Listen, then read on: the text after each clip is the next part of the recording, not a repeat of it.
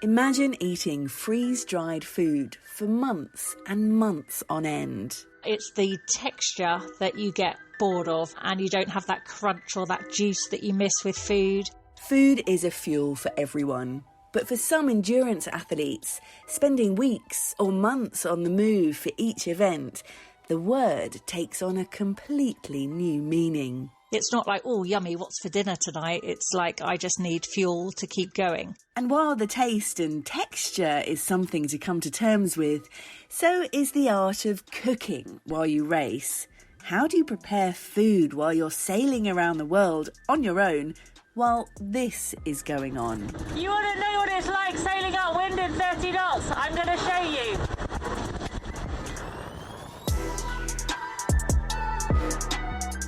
I'm Tamasin Ford, and this week on The Food Chain from the BBC World Service, we discover what food these athletes choose to take with them and how they cook it. How do you squeeze in food when you spend days on your feet scrambling over mountains? Actually eating and running is impossible. That sort of impact in the stomach is a little bit like a tumble dryer. If eating and running don't work, what about eating and swimming across entire oceans? So what's happening, Henry? The seals. Yeah, the seals swimming with Ben. There. It's following. Oh, just here. Whoa! How does putting your body to its absolute limit physically, day after day, change your desire for food? On the beach, a big fruit salad, so fresh pineapple and all those fruits. It was like a party in your mouth.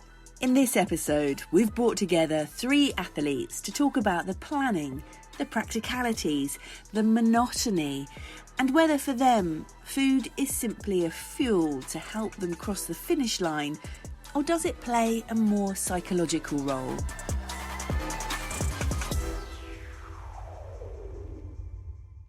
My name is Dee Kafari, and I'm a round-the-world sailor. So I've circumnavigated the globe 6 times now. Mine's a bit underwhelming in comparison, but I'm Billy White. I'm a chef based in Stockholm, Sweden, and I also have run various ultramarathons, and next week I'm going to become an ultra cyclist for the first time. My name is Ben Lecomte. I am a marathon swimmer and ocean advocate. Dee, let's start with you. I want to talk about the food planning involved in your races. How do you even go about planning for a 6-month race? I mean, I can't really even get my head around this week, let alone the next 6 months. I'm exactly the same when it comes to shopping on a weekly basis, and I end up having to run to the shops quite regularly for all the things that I've forgotten during the week or that have run out. So you need a lot of help. You need a little bit of planning, especially when you consider that the environment I'm in, weight is critical. You spend fortunes on changing fastenings to titanium so that they're just as strong but super lightweight. So the last thing you want to do is load your boat up with extra weight that you don't need. There's also no refrigeration, and the only cooking facilities we have is the ability to boil water in a jet boil. So we're very limited. Fresh food pretty much only lasts for the first 10 days. And then after that, you have really got to explore the realms of freeze-dried food. And I have to say that technology and development has come on in leaps and bounds, and the repertoire is actually quite vast and varied. But it's the texture that you get bored of, and everything after a period of time takes on the same texture, and you don't have that crunch or that juice that you miss with food. And you always crave the things that you can't have. When you say freeze-dried food, what are we talking about? In essence, it is taking a spaghetti bolognese, for example, and just extracting the water from it so that it is a dry format in a bag. So like space food? Like space food. Everyone says, is it like space food? Yeah. Exactly like space food that you can imagine. And you boil water, you add it, you stir it round, leave it for 10 minutes, and then, hey presto, spaghetti bolognese, which is probably making Billy absolutely cringe as a chef, but it does go a long way to explaining my culinary skills in the kitchen when I've eaten freeze-dried food for as long as I have. Yes, my cooking skills are not that great. Billy, Dee was just saying, does that food make you cringe as a chef? I mean, given the first choice as an option, I would choose to not eat freeze-dried food, I have to say. But I think it's not too bad. And in the case of, I've eaten freeze-dried food if I'm going out for several days running and I don't want to carry too much weight in my pack. It's easy and it's simple to prepare, and after a long day on your feet, it's quite delicious in a way. So it's definitely not as horrific as it sounds. It can be good, but I can imagine 6 months of eating freeze-dried food would be a different matter altogether. Well, that's it. So for your trail runs, some can be as long as around 30 hours. Is that right? So we're not talking months like Dee, but the difference is you've got to carry everything on your back. So how do you prepare for that? I think there is an element of what do I know is good that works for me from a high energy, like I can carry nuts and a few bars, maybe a chocolate bar here or there if I know I need a treat, or I don't know, cold pizza can be quite delicious, even though it sounds kind of gross if it's been in a rucksack for a few hours. But then on a longer effort, going multiple days, then maybe there's a little bit of a treat here or there. I really like porridge in the morning. So then cooking a single portion of porridge is quite nice. Maybe one thing was really good one time, taking out just a bag of cherry tomatoes, and after 10 hours you eat a lot of sweet things, a lot of things with high calorie density, and just having a few cherry tomatoes like freshened everything up, gave a real energy boost, even though it was something as simple as just that. Just having a different taste in your mouth, I imagine, is quite nice. I think so. It's so much sweet things, and often with like these sort of, I guess, shorter endurance events, even though they are up to a couple of days long, you pack in so many calories in a short period of time, and often sweet things is a really good way to get in a lot of calories, but it gets a little bit monotonous from a taste perspective. Ben, like Dee, some of your swims are also months long. So what are the main things you think about when you're planning your food for the trip? Yeah, so unlike Dee, I don't have to worry about the weight because, the speed of the boat doesn't matter because I'm very slow swimming, so the boat has to follow. And then I have a main support boat, so we have a lot of space. The longest expedition we had was 6 months, and we had close to a ton of food on the boat. So we have freeze-dry, but also we had a lot of canned foods. And for me, it is a little bit different because after swimming, about 8 hours a day, it doesn't matter what the taste of the food really. I'm just hungry and I eat about anything. Now I need to make sure that the food is going to go through my system easily and I don't have a problem digesting. But other than that, the taste, I can eat about the same thing for a while before getting very bored of it. Has your planning changed over the years? Do you now pack different things than at the start of doing this? Oh, absolutely. At the beginning, it was kind of a trial and error. When I was trying different type of food and what worked best for me, I found out that unfortunately I was feeding the fish more than me. So everything went back out and the fish were happy. So the good thing is that I have fish coming around and swimming with me while I was trying to different type of food. And until I found out that I need something very natural and liquid based while I swim. And then after I wasn't feeding the fish anymore. And also the difficulty in my case is that during the day I'm in the water swimming, all I have it's a soup. When I swim, I have a small dinghy that follows me with 2 crew members. And every hour they will pass me a thermos bottle with soup in it. And also I get all the liquid that I need. So I don't need to be drinking at the same time. So the big meals and the big calorie consumption comes when I am back on the boat in the evening. At night, I wake up because I'm hungry. And then in the morning, I start with a big breakfast. But it has to be something as natural as possible because my body doesn't take those power bars and all those things. That's what I wanted to ask, actually. One of the first things I think about as an endurance swimmer, is the practicality of eating. Like, when do you eat and how do you eat? And I always thought, or my mum always told me, don't eat before you go swimming. Well, how does that apply to you? Yeah, unfortunately, I cannot do that. I don't have enough hours in the day to wait. And I was followed and helped by many different doctors and nutritionists. And the best advice I ever had is that one of them told me, just follow your body and don't try to force a schedule onto your body. Just listen to your body. And exactly what I had to do. So like I mentioned earlier, if in the middle of the night I woke up because I was hungry, I was never trying to fight it and to go back to sleep. And I was going, get a big meal and eat it and go back to sleep. Dee, what's the biggest challenge for you eating on the boat? Sometimes the weather doesn't always play ball. You can be in some pretty tough conditions, especially in the depths of the Southern Ocean. And the last thing you want to do is get a food packet out and boil some water and then pour it in, or you're so hungry that you don't wait the full 10 minutes. I've done that a couple of times, and if you don't wait for the food to hydrate properly, you end up with really bad stomachache. And sometimes conditions are so bad, or you've got to go and do something and you're just trying to wolf down the fuel. It's not like, oh, yummy, what's for dinner tonight? It's like, I just need fuel to keep going.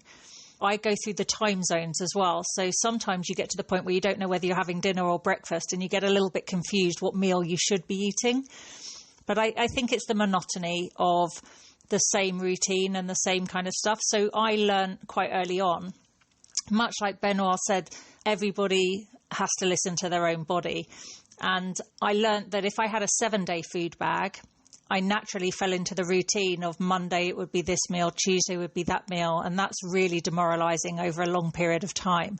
So what I do is I have a 10-day food bag, and I can eat anything I like from that 10-day bag, but I can't move on to the next bag until day 11. And that stops me eating all my favourite stuff first and just leaving me with the stuff that I'm not so keen on later on. It helps me keep a variety in place, and it just keeps my interest a little more.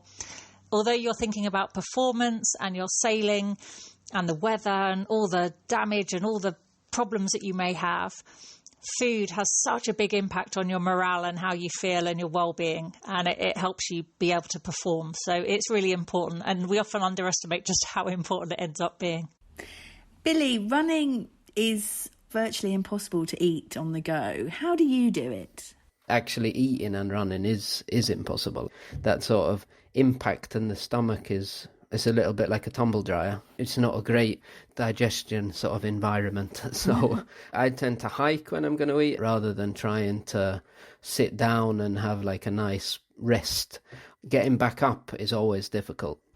I've done a few triathlons, nothing like any of you, but I've tried the gel packs, and for listeners who don't know what they are, they're basically pouches of high-calorie gloop, aren't they? And I really couldn't get on with them. Would you use something like that?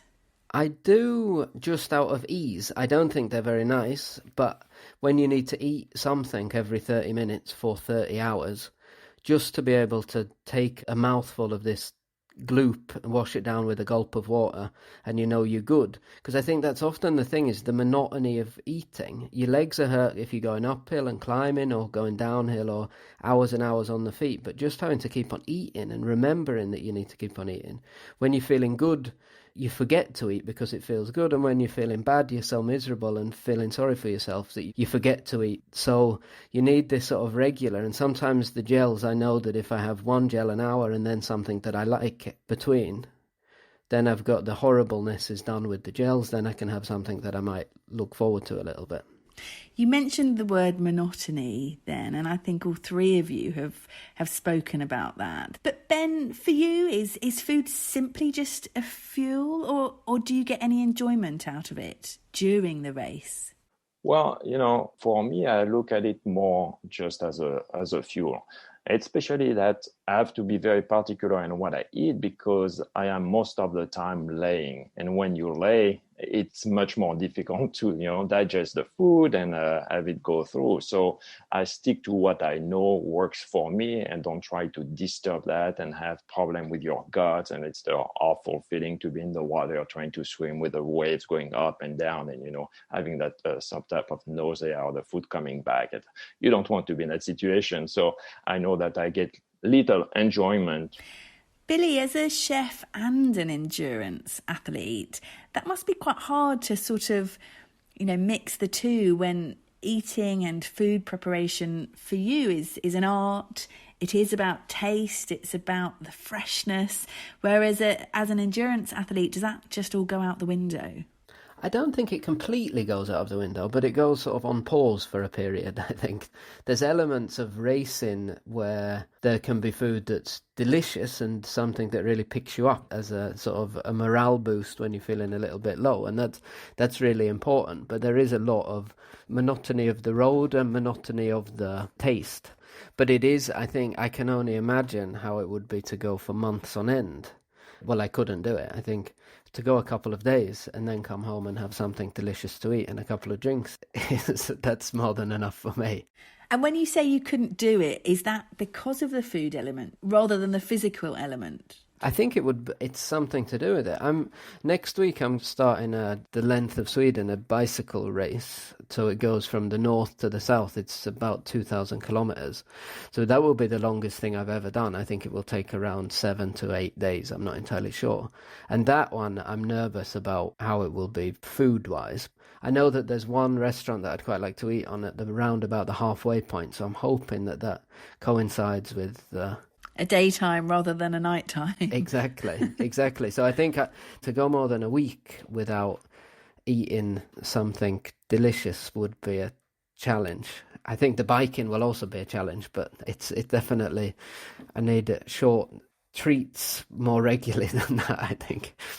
Well, that's it. So everything that all three of you do is such an incredible physical challenge and a mental challenge in connection with that. For you, Dee, you're at sea for months on end and sometimes on your own.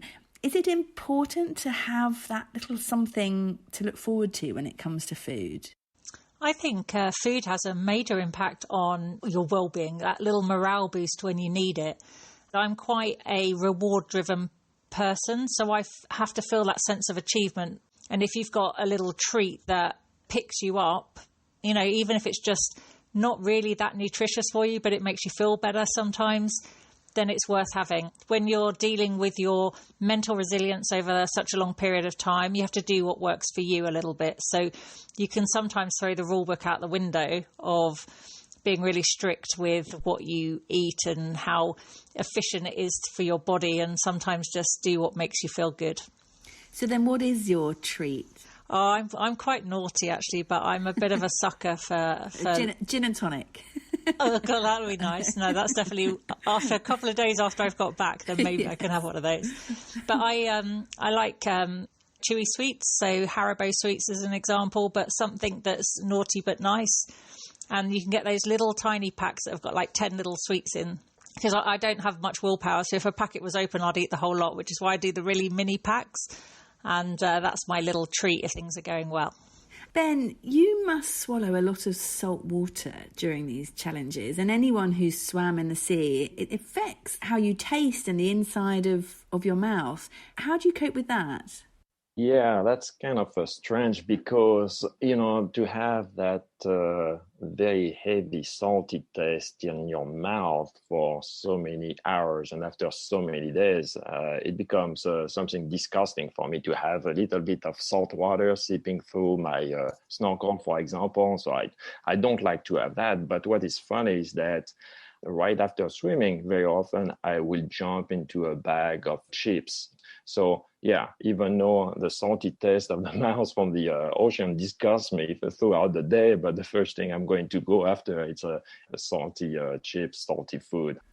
What's the strangest craving you've ever had during a race? I don't think I've craved anything and say, oh, I need to have it, I need to have that, other than having fresh fruits, like biting in a piece of like an apple or a strawberry. When I did the swim, I stay out for 6 months. One of the person brought me on the beach a big fruit salad. It was in Hawaii, so fresh pineapple and all those fruits. And I started eating like I had never eaten those before. It was an amazing feeling, It was like a party in your mouth. And Billy can refer to that, how food explodes sometime in your mouth and you have all these aromas that go through all your body and you are in a different zone. It's funny because you really talked earlier about how food is a fuel for you, but the way you describe that, clearly food is much more than just fuel for you.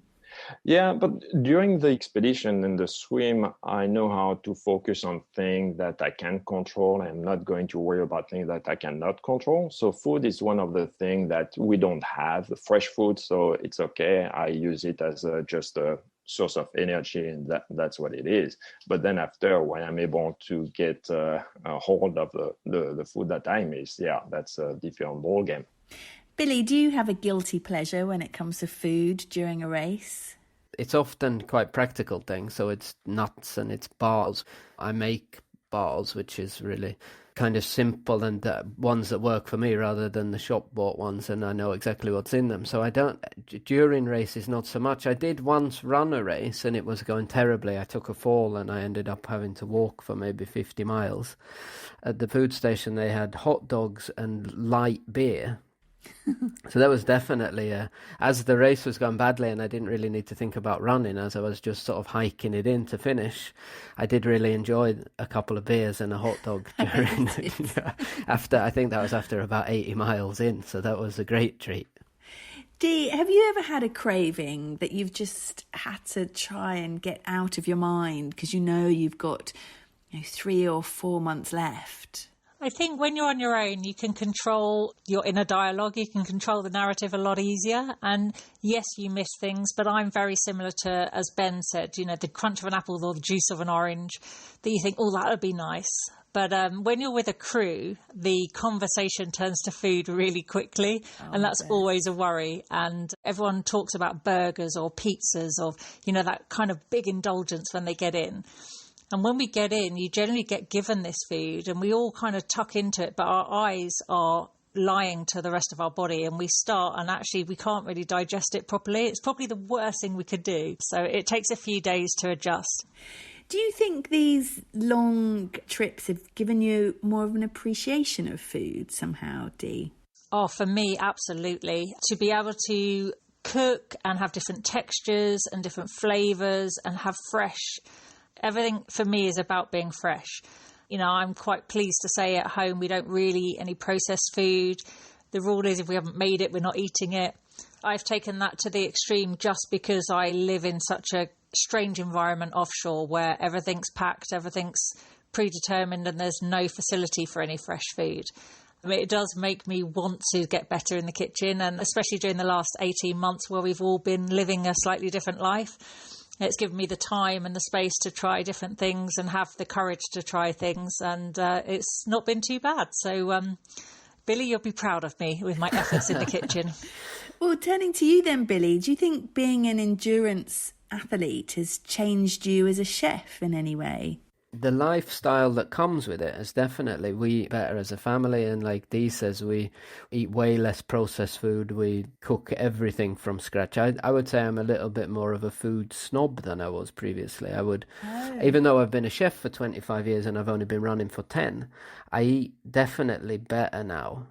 Yeah, it's definitely changed me as a cook in a positive, I think.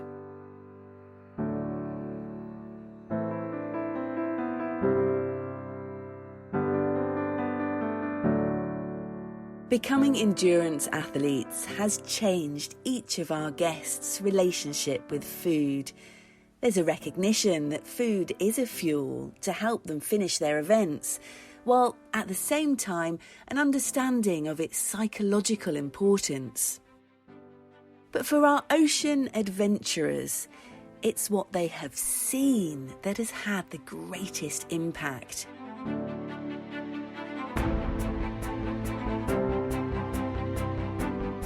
In 2019, Ben swam for more than 2 months through the Great Pacific Garbage Patch, the biggest area of ocean plastic in the world. While I was swimming, so I had team members that were there to collect data on plastic and microfibers and so on. And we were towing net, and then at the end of the tow, you count the number of microplastic that you have. So there is one day where we collected the most amount of microplastic, which was over 3,000 pieces. But the same day, it was when I had the amazing encounter of swimming with a sperm whale. And so it made me think that you have those huge animals that filter so much water, and they ingest all those microfibers and microplastic in them. The plastic is the problem, but what is even worse is that we know that the plastic is going to be stored in the meat of the fish, and it goes up the food chain. At the end of the food chain, we humans eat that. So we eat the fish, we say, oh, it tastes good, but we don't know exactly how much pollutant there is in it. So for that reason, when people ask me, oh, should I eat fish and all that, I like fish, I always tell them, well, try to eat the smallest fish, the one that is at the bottom of the food chain. They have less chance to be contaminated, right? So yeah, I try to stay away from fish for that reason, seeing the amount of microplastic that goes into their guts. Dee, you must have seen your fair share of this as well, travelling around the world. Indeed, and my last round the world, I led the team Turn the Tide on Plastic, and we did in-depth survey into the microplastic content, which hadn't been done before with subsurface water intake. And we did it every day on our trip around the world. And just to take Ben's story just one chapter further, in the depths of the Southern Ocean, so there's a place called Point Nemo, which is the furthest point from land that you can get. We had microplastics present, which just doesn't make sense because there isn't anyone down there. The closest person to you is in the International Space Station, just to give you a relative scenario. And it's just the macroplastics that we see, like the crates, the netting, the food packaging, the bottles, the helium balloons, all this stuff that we see, just breaking down with UV degradation and wave action and then being carried on the ocean currents. And when you realise that microplastics are then present in the Southern Ocean, you realise just how big the problem is.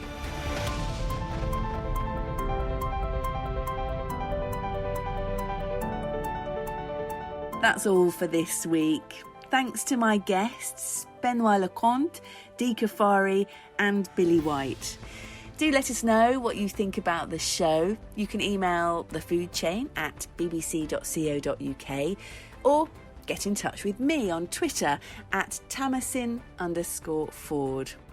And if you can spare a few minutes more, please do give us a rating or a review wherever you found this podcast, if you're able to. It really does help us spread the word about the show. From me and the rest of the team, Simon Tulitt and Sarah Stollartz, thanks for listening and join us again next week.